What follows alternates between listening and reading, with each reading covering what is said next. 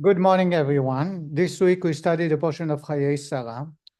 In memory of my father, Abba Michal ben Yosef Mordechai, I have picked today a talk, a sicha, a discourse of the Rebbe that is deeper. My father was a deep thinker. He was a spiritual leader, and he was able to share it in a way that everybody can appreciate it. So usually I try to make it to take a lighter talk, and I always avoid, not always, most of the time. This time I figured this year, in memory of my father, who is less than 30 days since he passed away, I will study it. So I went through it quick, and not everything we're going to be discussing because it will get us off track. So we're studying from the book Selections from the Kutei Sichot, the first talk. What we're going to be speaking about is actually in today's Torah portion from the 5th to the 6th Aliyah. Today's Thursday, we study every day one section. Today we study the 5th Aliyah. It's in the 5th Aliyah. It's just a short background. Abraham is getting old and he wants to see his son getting married. So his mother never made it to his wedding. His mother died. 3 years after she died, he's sending Eliezer, his servant, to search for a wife. Eliezer is experiencing a great miracle. A road that take about 10 days took him only an afternoon, less than a day. He arrives at the well. The well was the place where all the shepherds would bring their herds, and together they would remove the big stone, the rock, covering the well, and water the sheep, and then go back home. And he sees a young girl, and he turned to God, and he says, I want God to make me a sign that I'm finding the right girl for my master. If I'm going to ask the girl for water, and she will offer me water and my camels, then I know that she's very kind-hearted, and she deserves to be married to my master's son. Simple as that. The Torah says, Terem kila ledaber, before he finished the train of thought. In other words, God responded, and suddenly a girl appears. Before, in other places, we studied before in previous years, King Solomon, when he turned to God to show that he is resting in the holy temple, he says, make us a sign that the fire should come from above. It says, as soon as he finished speaking, a fire came down. We read about Moshe, when he turned to God about proving that he is sent by God and he does nothing on his own with Korach. He turned to God and he says, if you have sent me and I've not deviated from your words, make sure that these men are punished in a cruel way that never happened before. It says, as soon as he's finished, the earth opened itself up. By Eliezer, it says, by he who terem kila ledaber, before he had a chance to finish speaking to himself. In other words, the help from God was far deeper and greater than the other situations. And for that, the Rebbe has a whole talk. So he meets the girl. He's asking her 3 questions. And last night at JLI, we discussed that we derived from here that she was very wise at the time. So she's fit to agree to marry, because he asked her 3 questions and she answered them in the sequence of the questions. She did not reverse or answer one question before the other. She answered them in order. And that was a sign that she is able to answer, but she's also a very, very smart girl, knowing what's right, how to communicate properly. She listened. She listened, yes. Now, the Torah tells us that he has negotiated with our father and then our brother and the mother, and they were trying to hold back from sending Rivka. And she said, no, I'm going. And so they wish her well and they send her back home. As she's coming, she sees a man and she suspected that this is it's her future husband. And she fell off the camel to hide herself out of modesty. And she turned to the slave, to Eliezer, and says, who is that man? And he says, oh, that's my master's son. This is the man that I went to bring you to. So the Torah says the following. Eliezer comes and he tells Yitzchak all that happened to him. In other words, says Rashi, that great miracles happened to him, so therefore it must be God has sent that girl for him. Otherwise, he wouldn't be skipping so many days to arrive there, and he wouldn't be receiving a miracle as soon as he asked God for a miracle. Was the trip back as quickly as the trip I there? don't know. I don't think so. Huh? I think it was. You think so? Right. There's a couple of reasons, Rabbi. Number one, God wanted to make sure that Eliezer would succeed in his modesty and not assaulting the girl. So it was just one afternoon. And he didn't want Avram to think that Eliezer took advantage of this girl. First, it could be, but it doesn't make sense because he came with other slaves. It says that he came with an entourage of slaves, so he wasn't by himself with her. Okay. I don't think so. I'm not sure. Incidentally, because of this, what I just said, I thought I read the Midrash. He went up to heaven alive because he was modest and never bothered the charge. That's one of the 10 men that went up alive without dying, straight to heaven with their bodies, is Eliezer, even though he wasn't even Jewish. Right. That's true. Okay, so could be, but it needs further clarification. It doesn't say, let's put it this way, in the Torah it says, Va'avo hayom, it happened that day. And it says that he tells the Laban and Betuel, the father, the brother, and the mother, that he just arrived today. He left today his home, meaning they should know that there was a great miracle. So I'm going to sporadically read from the text, and some of it I'll summarize quick. So as I shared with you, Yitzchak hears that this is the girl fit based on the miracles. The Torah says on the verse, Yitzchak brought her to the tent of Sarah, his mother, and Rashi cites, page 225, Rashi cites the words 205. 225. Section. I told you the first one. Yeah, that's right there.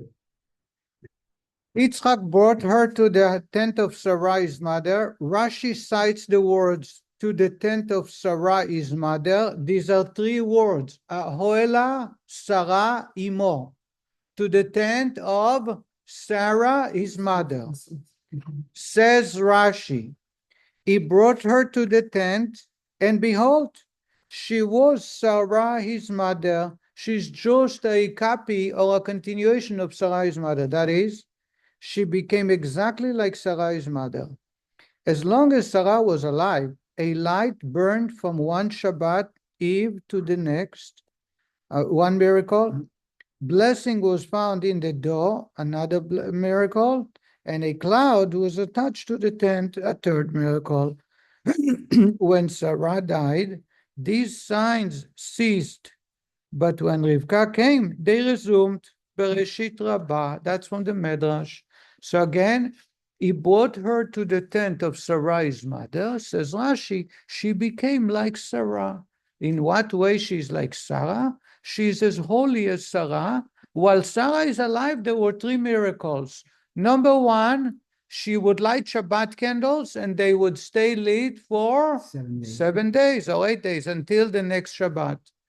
Number two, she would knead the dough, make dough from flour, and a great blessing will be found that instead of producing 2 loaves, it would be 12 loaves, continuously for as much as they needed. And the third one, there was always a cloud hanging over the tent. What's so unique about the cloud? Anybody can guess? Divine presence. There is holiness in the house, and the God is resting in the tent. How do we know? We see by the Mount Moriah, when Abraham takes his son Yitzchak last week to be as a sacrifice, to be brought on the altar. How did they know where the mountain is? God said, I'll show you. How do they know where it is? They found a cloud hanging over the mountain, and he says to his son, that's the mountain God asked. We also know that the Jewish people in the desert, there was a cloud hanging over them as a sign of holiness. I have a question. Yes. When it says that when she arrived at Sarah's tent, was Sarah still alive? No, she died 4 years earlier. Yeah, Yitzchak was 36 at the time of the Akedah. She died right after. Okay. He was 40 when he married her. It was 4 years later. And she was 3 years old.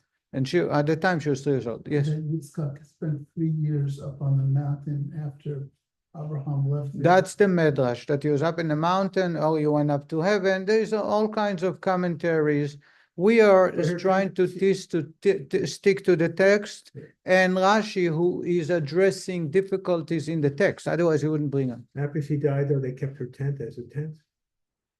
The tent you don't get rid of. A tent is a house. That's it, You get rid of a it house. brought her to, His mother's tent. She used her to be. mom's dead. Right. So, we but they still do, keep the tent? yeah, Why? because it's what should they do with the tent? Hold it up. Well, I don't know, nobody, the person who died, okay, all right, we kept the tent. Those days, men had their own man cave, and Yeah. women had their, what do you call it, tiger den? They had Cougar den, maybe. cougar den. Men and women had separate I tents. understand. A but- tent but is a now- very valuable commodity. It's a real estate. Especially a holy tent of a holy person. You never get rid of it. The Lubavitcher Rebbe has passed away over 30 years ago. 30 years ago.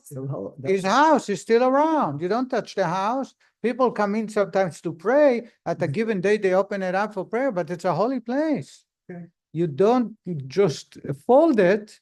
And so even if he moved, I would venture to say that he would move his tent and you'd send her tent, even though she's not alive. It says by Yaakov that Va'iven lo baitul mikneu asa Sukkot. When he traveled back to Israel, he came to a town, he called it Sukkot. And the Rashi says that he pitched the tent of his wives before he pitched his own tent. It says over there in the text. The women come before But the his wife men. was alive. His wives. His wife He was had alive. few, right? But Sarah's tent is still, it's a very holy place. Okay. Now, once Yitzchak found a wife, he's bringing her to Sarah's tent. That's where she's going to be all day. And of course, they're going to go out together to bar mitzvahs and weddings. They're going to sell.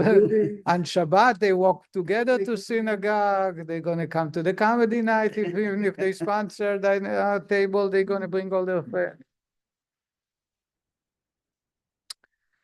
I'm going to show it to the question and answers. It's just going to take too long. The comment, no. Okay, you don't have to read. I'll read some. The commentators are bothered why Rashi brings it. And Rashi said at the bottom, the source, Bereshit Rabbah, the Medrash. Now, the Bereshit Rabbah, the Rebbe points out, was written later on, but it makes sense that it's Rashi's handwriting. The Rebbe in his library had the original text of Rashi, has the original. So says the Rebbe, many times the source that says Bereshit Rabbah or Medrash Tanchuma is added by the printers. It's called Bachor HaZetzer. The one who set up the print shop, they put in the source because they knew a little bit, but it's not Rashi. Rashi does not bring a Medrash. If Rashi brings a Medrash, it's only to accommodate a difficulty in the text. In addition, if Rashi puts the source, which is very unusual, Rashi would put it only because he wants you to know that he's bringing it from the Medrash because he couldn't find any other way to address it. So it seems, says the Rebbe, that Bereshit Rabbah, the source, Rashi himself wrote it down. He added later. It looks like he added, but it's there because that is the only way to accommodate a difficulty in the text. What's so difficult that Rashi has to bring in? Where did Rashi take it in the simple text? Everything is a simple text. You have to understand. Rashi will not address anything from Medrash unless it helps you understand something in the words of the Torah. Where in the words of the Torah you find that there was a candle lit from Shabbat to Shabbat and it was a miracle? Where do you find about a cloud? Where do you find about a blessing in the door? That doesn't make sense. In addition, the Rebbe goes back to Bereshit Rabbah, and the Rebbe says two other questions. The first question, the Bereshit Rabbah brings a fourth miracle, that the doors of the tent were always open for guests. That's called a miracle that she was not disturbed and it did not agitate her. All kinds of strangers coming into it. Rivka did the same thing, opened up the door. So it's a miracle. He saw the fingerprints or the DNA of Sarah in Rivka. Rashi did not bring it up. In addition, says the Rebbe, the order in Medrash Rabbah of those three miracles are quite the opposite. Rashi says the first was a cloud. Rashi says The candle. the first candle, the second bread. is bread, and the third is a cloud. The Medrash is exactly opposite. The first is a cloud, the second is the door, and the third one is a candle. Ask the Rebbe, that's the second question. The third question, the fourth, whatever, the Rebbe probably has other questions, but the two, by looking at the Medrash, says the Rebbe, A, there is a fourth miracle that Rashi is omitting. B, the order is not the way the Medrash. So something bothered Rashi. Some people, the Rebbe proves that everybody else's, other commentators are trying to address that. They do, even just the reason Rashi brought it, what's difficult in the text. Nobody explains it like the Rebbe. Now the Rebbe says that it meant Rashi meant all that. To me, I can't fathom that Rashi meant all that. But the Rebbe is so humble that he applied it to Rashi. Here is the Rebbe's answer. The Rebbe says that there are three words that are totally superfluous and they have no room in the text. And those are the three words: Hoela, to the tent, Sarah, Imo, his mother. He says that if you read the text in the way the Torah tells us, you already read that Eliezer, it says, by Saper Eliezer leItzchak. Eliezer told all of what happened to him with Rivka, and therefore Yitzchak married her. And then it says he married her and he fell in love with her. And Vayinachem, he got comforted after his mother. Rashi says, when a man loses a mother, he's being comforted by his wife. Okay, that makes sense. The words that in the middle, Rashi, the Torah says he brought her to the tent of his mother, Sarah, his mother, make no sense. Why does the Torah tell it to us? Obviously, it's obvious he brought her to the tent of his mother because the tent was empty.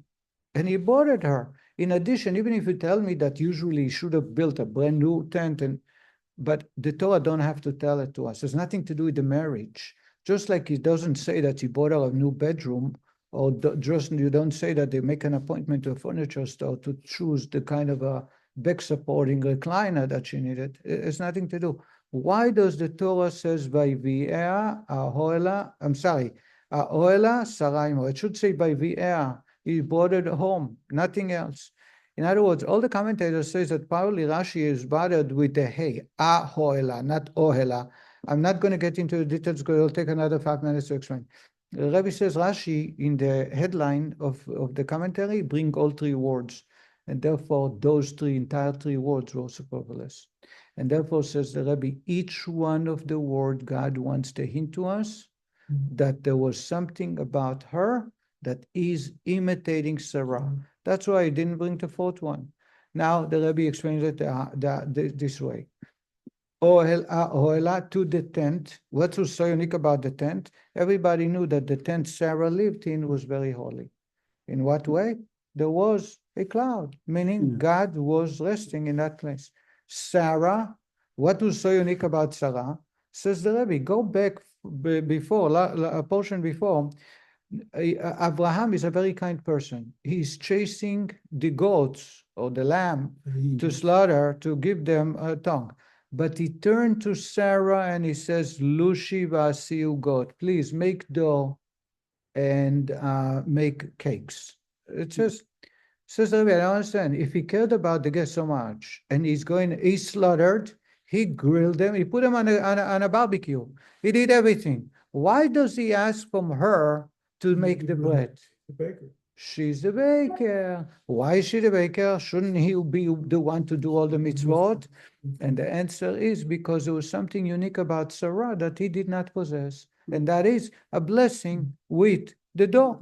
And that's where Rashi took that the word Sarah, Oela, he could have said Oela Imo, to the tent of his mother. Sarah, says Rashi, reason Torah mentioned that is because to tell us that she is like Sarah. In what way? When Sarah would knead the dough, create a dough from flour, it would expand and make great blessings. The same is Rivka. How do I know that was Sarah about, says the Rebbe? Because that's where the Torah tells us that Abraham is asking her to bake the dough. It's because she had a unique connection to the dough in a way that nobody else. That's second. Directly to the topic, please. Yes. You mentioned that there are four miracles, only three are The mentioned. Medrash brings a fourth one, yes. Okay, but in Hohelo is also the fourth in itself. The tent, which was always open, that takes care of two of them. Okay, but Rashi did not deem it necessary to accommodate for that word. In other words, but the Medrash, yes, there are two miracles by the tent. You're right. One is there is a cloud. Second, that the tent was open. But in the simple text, you need to just accommodate accommodate questions and not go further. Okay, Roger. Question, when it said it brought just the tent of Sarah, does it mean that she visited the tent? No, he brought her She in. was living in the tent? No, it says he brought her into the tent, meaning he gave it to her to live there. Okay. During the day when they're knitting, or when they're preparing food, or they're having guests, they had their own tent. Men had their own tent. Right. And when they get together, the bed was in her tent. He would come for the night. Okay. By Yaakov, each one of the mothers had their own tent.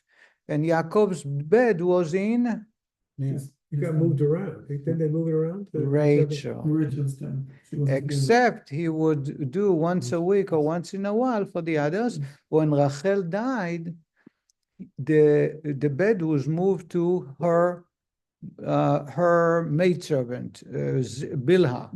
And Reuven took honor for his mother. He did not agree to it. He says, my aunt was causing my mother not to be with her husband all the time, but my aunt's maidservant should do that. So he removed the bed to his Leah, right? And Yaakov was very upset. He was very agitated. And for that he was punished very severely. Yeah, Reuven was so. But they had their own tents. This was the way life. So when today they give you a cougar den or a manscape, they're going back to the old tradition. Welcome to the club, we say to them. Let's go back. Except they did not have antique signs of cars and gas stations, etc., like the American pickers. Let's get back to our discussion here. What page are we on? About 229? Says the Rebbe. The first one, I have to repeat it so you don't lose your train of thought. The first one is Hoela, to the tent. What's so unique about the tent that the Torah mentioned that? There was a cloud over the tent. Second one, Sarah. What was so unique about Sarah? If you read in the previous portion, you read that she was asked to do the bread for the guests, which was exception to the rest of the service that Abraham, Womed Aleim, he does everything for them, because she had a blessing in the bread. And the third one, Imo, his mother, Oela, Sarah, Imo, his mother. What was so unique about his mother? Says the Rebbe, a mother, every child, everybody knows that when comes Shabbat, the mother is unique in the entire house. Nobody else is doing it except lighting candles. If there is no mother, as soon as we're going to talk about it in a moment, and therefore there was uniqueness about his mother from all other women. In that way, she lit a candle on Friday, and it lit for the whole 7 days. Why is it so important? The Rebbe goes on for many, many very powerful, beautiful gems. I am not sharing that in order. I study it very, very quick. I'm just going to share the following, some of them. The Rebbe says that from here we see that Rivka, when did he learn that she is lighting a candle and it lasts for 7 days? It was before he married her. Because if it's after he married her, it doesn't say that that's when he saw it and he brought her to his mother's tent. It must have been before they got married, she lit candle, and he saw that it lasted for 7 days. And therefore, he fell in love with her, he married her. In other words, there were three things in her that were there prior to the marriage. But he couldn't have seen the 7 days. He was there only a day. Who told you? It doesn't say. That's what Rashi wants to tell us. That prior to marrying her, he waited for a few days to see the kind of a girl she is. And only when he found those three, uniqueness, is when, it says, by Vieya, that's when he fell in love with her. It says, and he fell in love with her, and he's comforted after his mother. Says the Rebbe, it must have been that all three things had appeared in Rivka's life prior to him marrying her. That's why the Torah tells us this was the catalyst, the final straw that made them fall in love with her and marrying her. So he put her in his mother's tent. He let her stay there for at least 7 days. She stayed there for at least 7 days, and he sees great miracles. According to Medrash, there were 4. According to Rashi, the text is talking about 3. Now we learn, says the Rebbe, that a girl, as soon as she is 3 years old, she should light candles, not wait to get married. Unlike people who think that Shabbat lighting candles is only when you get married, because Rivka must have done that before they got married. In addition, the Rebbe goes on to another gem. The Rebbe says that it must be by Jewish law. Abraham kept all the Jewish law, right? All the Torah and commandments. In addition, also the rabbinic enactment he followed. The Torah tells us, Rashi brings, that God says to himself, I will not hide anything because he keeps all my laws, statutes, and commandments, including the 7 rabbinic enactments. One of the 7 rabbinic enactments is lighting Shabbat candles. Shabbat candles is a rabbinic enactment to usher into Shabbat by honoring the women. The Jewish law, 7 enactments, King Solomon added. That you say a blessing. King Solomon, the rabbis added Shabbat candles. It's one of 7. Now, if you look on Code of Law, the law is that the woman is honored, the wife, the mother is honored with lighting candles. What if there is no mother or she's unable to light? The husband does it, and he does it with a blessing prior. Says the Rebbe, Abraham must have lit the candles every Shabbat, because the Torah tells us that he kept even the rabbinic enactments. And it must be that he was not blessed with a candle lit from Shabbos to Shabbos. Otherwise, there would be nothing unique about Rivka coming back and comforting him after his mother. If his father does the same, then Rivka is not doing anything unique, anything unusual. Therefore, says the Rebbe, the uniqueness of Rivka is that suddenly she's lighting the candle in addition to Abraham, because she wasn't part of the family yet. Right. And yet by Abraham, it lit only 4 hours. By Rivka, it lit 7 days. That's what made him. Why? Why? Says the Rebbe, because the mother is entrusted with the house. We say that men are going to conquer. They are conquerors. In other words, it's the outside. The Talmud says, man goes to work. With the money, he buys the grain, and he brings it home. The wife mills it, grinds it, mixes it with water, and bakes. In other words, the finished product is on the wife. He brings the raw material. So he's from the outside. In the house, inside the tent, is the mothers. And that's why to have a blessing inside the house was expressed by candles lit by girls, not by men. So Abraham is righteous, very holy. I'm not sure compared to Sarah where it stands, but the blessing of having a candle lit from Shabbat to Shabbat did not apply to the men, only to the women. And therefore, when Rivka comes and she stays in the house, she lights candles together right after Abraham. Hers lasts for 7 days. He says, she's like my mother. She's very special. That's point number 1. Point number 2. Yes, what's the question? There were two people who lit candles, Abraham and Rivka. Right. Yes. Abraham, because there was no mother. One after the other. Or could have been two different tents. She has her tent, he has his tent. Okay, 2 different tents. That's fine. But Abraham's tent, the candle, did not stay for 70 days. Otherwise, Rivka's wouldn't be a big deal. Married Rivka, he stopped lighting candles. No, No, in he his didn't. tent he did because he's not married. He married Keturah, so Keturah lit the candle. Somebody has to light because he has no wife. By the way, he married Keturah right after this. Yitzchak, when they met in the road, Rivka met Yitzchak in the road, says Rashi, where did he come from? Ba mibo be'er lachai ro'i. He came from a place of a visual well. Says Rashi, he went to bring Keturah back to his father to marry her. That's Hagar. Hagar. Her name is Keturah because she was like Torah. She concealed herself. She hid herself from being with other men, and therefore she stayed with Abraham for another 35 years. 6 more children with him. And she had many more children with him, yes. So get back to the thing is, But once he marries her, Rivka, he's done lighting candles, right? no, Why is he lighting candles? Because it says- Abraham didn't marry. Abraham. I'm thinking of Yitzchak. no, we're talking about Abraham. Okay. Yitzchak did not lie to begin with. It's Abraham, his father who did. Now let's go back to our discussion here. Says the Rebbe, now we can understand the order. Rashi reverses the order. Because the first one Rashi says is what? Lighting candles. Why? Because it's a mitzvah with a blessing.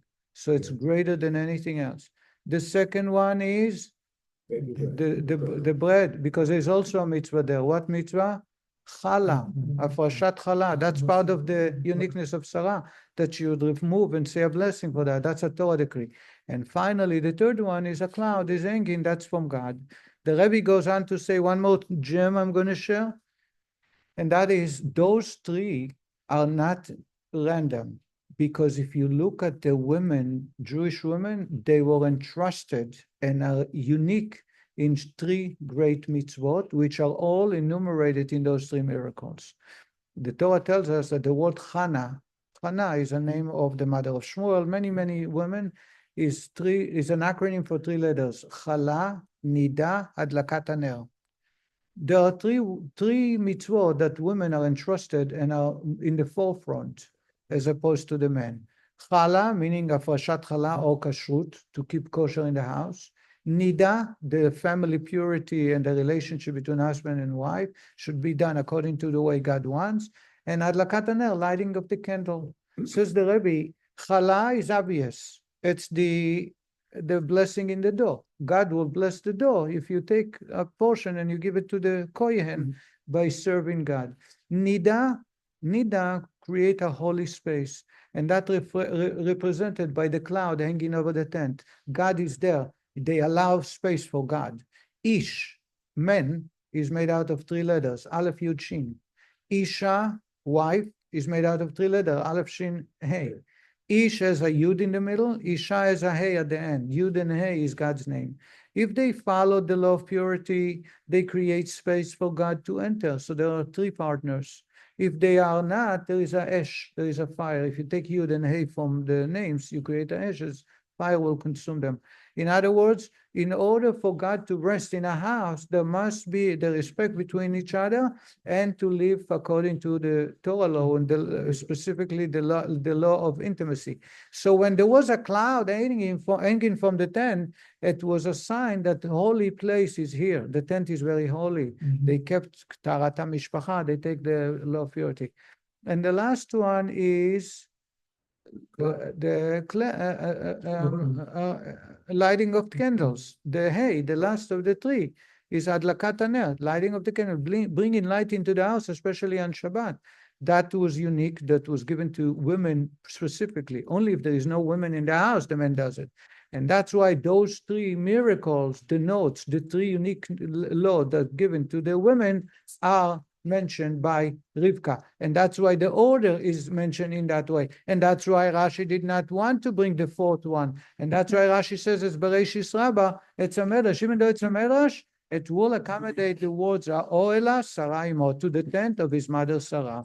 And that helps us understand how Rashi is explaining the simple text of the Torah. Thank you very much. And I want to wish everyone a Shabbat Shalom. So, if there's no other president, Rabbi, If there- regards to the Afrahat.